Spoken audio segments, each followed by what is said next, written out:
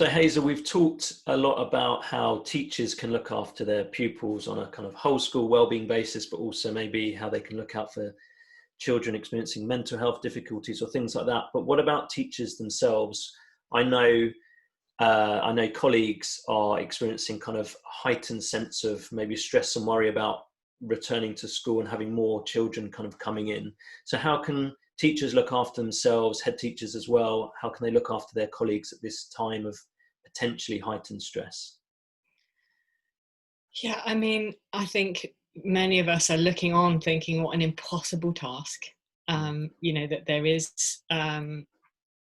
so many things that are still uncertain about the next phase.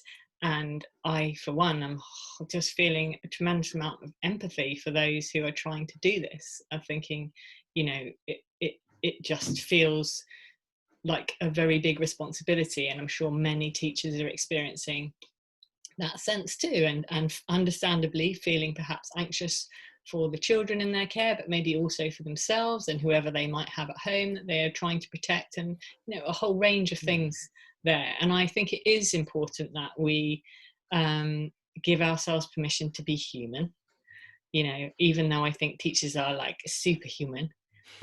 Even Clark Kent, you got to have a Clark Kent day. Even if you're going to be like a superhero, there still needs to be those moments where actually you just allow yourself to feel the things that everyone else is feeling, and that be okay. And I think it is really important that we, I've seen teachers putting things on Twitter about how they're experiencing this time and their emotional experiences, and head teachers saying, I'm not ashamed to say I had a little cry, and those sorts of things I think are helpful in some ways, because I think it just reminds us that this is incredibly difficult and we need to be human and allow that to happen and support each other in that. And I think that comes back to that authenticity too. When we're able to say, this is what I'm really experiencing, it also enables others to say, hey, let me support you with that. Let me help you with that.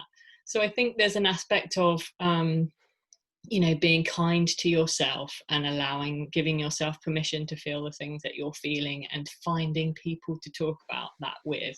And I would say, having worked in trauma services for many years, one of the most helpful things was having a group of people on a sort of speed dial that I could leave the clinic or the hospital sometimes and just know that I just need to speak to this person for a minute and say, can I just tell you what happened, and think it through and talk it through. So I think everyone, if they can, maybe make that time to think, okay, who are those people I need on sort of speed dial right now that I might just want to check some stuff out with, catch up with, have a laugh with too. And I have to say, that's the other thing about the sort of education community on Twitter, is that teachers make me laugh loads, and some of the things that they put I just think are brilliant, and they are clearly making each other laugh, and that's important too. I know this is hard and this is stressful, and it might feel a bit like we shouldn't really be laughing, but sometimes I think we have to find that aspect of lightness in there in order to do the things that are really difficult. So I think there's that self-compassion, permission to be human, knowing who you've got in your network that you can call on for support, and making time to check in with other people as leaders and head teachers. I know there's so much that they're kind of trying to juggle right now, but I know that the teachers really appreciate it when they do have some sort of check-in, just to make them feel like they're all in this together and they're working together on it. So Hazel, thank you so much for sharing your kind of insights and your wisdom.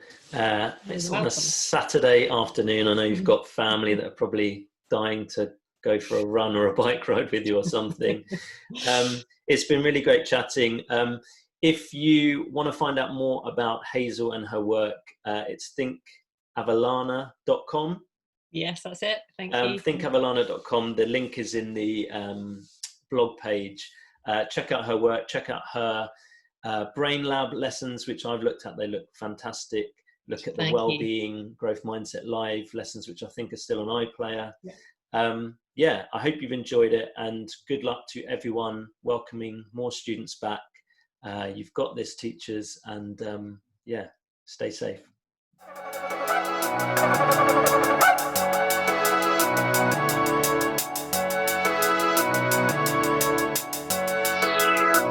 They tell me life is beautiful.